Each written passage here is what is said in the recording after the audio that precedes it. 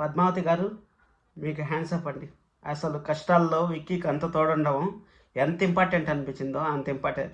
సుఖం ఒకటే కాదు, కష్టాలు పంచుకునే వాళ్ళు కూడా భార్య అనేసి అంటారు. దానికి మీరు ఈరోజు నిదర్శనం చూపించారు. అసలు హ్యాండ్స్ అప్. అసలు కోడళ్ళు అంటే ఇలాగ ఉంటే ఏ కుటుంబం కానీ ఎలాంటి ప్రాబ్లం ఉండదు అనిపించారు. ఇన్డెప్త్ రివ్యూలో చూసుకుందాం ఏం జరిగింది, ఎక్కడ జరిగింది అనేసి. మన ఛానల్ని సబ్స్క్రైబ్ చేసుకోండి. జెన్యున్ కంటెంట్ కావాలనుకుంటే వెంటనే లైక్ చేసి వీడియోని చూడండి. Thank you so much.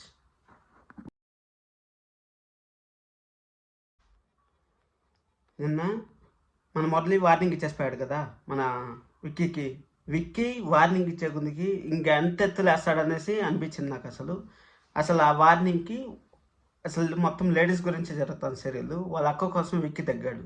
వాళ్ళ అక్క కానీ లేకుండా అంటే మురళిని అక్కడికక్కడికి వేసేసి వాళ్ళ ఆశని సాధించుకోగలడు. కానీ ఎందుకు సాధించుకోలేకపోయాడంటే విక్కీ వాళ్ళ అక్క కావాలి, మా అక్క నీ దగ్గర క్షేమంగా ఉండాలంటే నేను తగ్గి ఉండాలి అనేసి విక్కీ ఒకటి ప్లాన్ చేశాడు. మళ్ళీ పద్మావతి వాళ్ళ అమ్మ వచ్చేసి వెళ్ళిపోతాం రాండి అనేసి పిలిచే కొద్దికి మన పద్మావతి వాళ్ళ అమ్మని అసలు ఎదిరించడము, వాళ్ళు మా ఫ్యామిలీ కష్టాల్లో ఉంది మేము రాలేము అనడము అసలు నెక్స్ట్ లెవెల్లో ఉంది. విక్కీ చెప్పినది కూడా కరెక్ట్ మాట చెప్పాడు. ఈ విధంగా మేము కష్టాల్లో ఉన్నామంత, మేము కానీ ఇప్పుడు వచ్చేసినామంటే ఇప్పుడు మా ఇంట్లో వాళ్ళు మమ్మల్ని నమ్ముకున్నారు. మా ఇంట్లో వాళ్ళ కోసమే కదా నేను ఇంత కష్టపడి ఇంత స్టేజ్కి వచ్చినాను.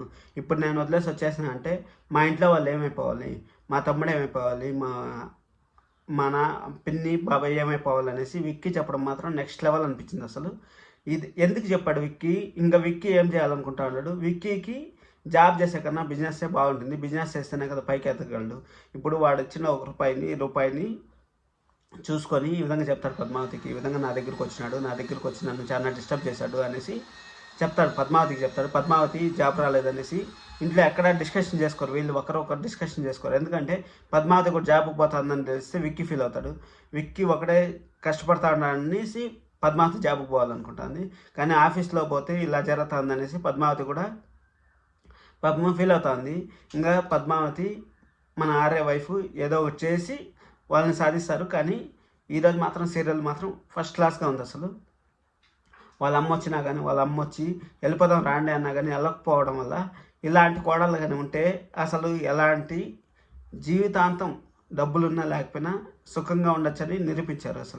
అసలు వాళ్ళ అమ్మ ప్రేమ కూడా నెక్స్ట్ లెవెల్. ఎందుకంటే వాళ్ళ అమ్మ ఇన్ని రోజులు కూతుర్ని సుఖంగా సాగినప్పుడు ఇప్పుడు వచ్చి నాతో వచ్చేయి వెళ్ళిపోదామంటే వాళ్ళ అమ్మ కూడా పాపం కష్టాలు ఉంటారు, తీసుకొని వెళ్ళిపోదాం మన అల్లుడిని కూతుర్ని తీసుకెళ్ళిపోతే బాగుంటారు కదా, మన దగ్గర బాగా సాక్కోవచ్చు కదా అనేసి వాళ్ళ అమ్మ ఆలోచించింది.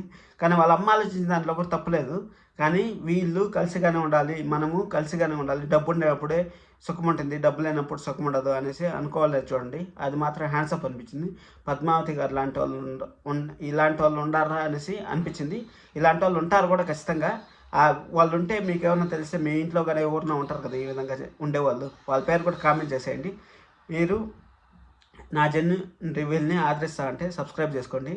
అలాగే కొత్తగా ఎవరైనా చూస్తా అంటే కూడా సబ్స్క్రైబ్ చేసుకోండి, బెల్ ఐకాన్ ఆన్ చేసి పెట్టుకోండి. ఎందుకంటే జెన్యున్ కంటెంట్ ఏమి ఎక్స్ట్రా లేకుండా సీరియల్ ఏం జరుగుతుంది, నెక్స్ట్ ఏం జరుగుతుంది అనేది నేను సింపుల్గా ఎక్స్ప్లెయిన్ చేస్తాను, ల్యాగ్ చేయకుండా ఎక్స్ప్లెయిన్ చేస్తాను. అందుకోసం మీరు సబ్స్క్రైబ్ చేసుకోండి. Thank you sir. ఇంతసేపు మీరు వీడియో చూస్తారు నచ్చిందని అనుకుంటున్నాను. Thank you so much. This is Kiran signing off.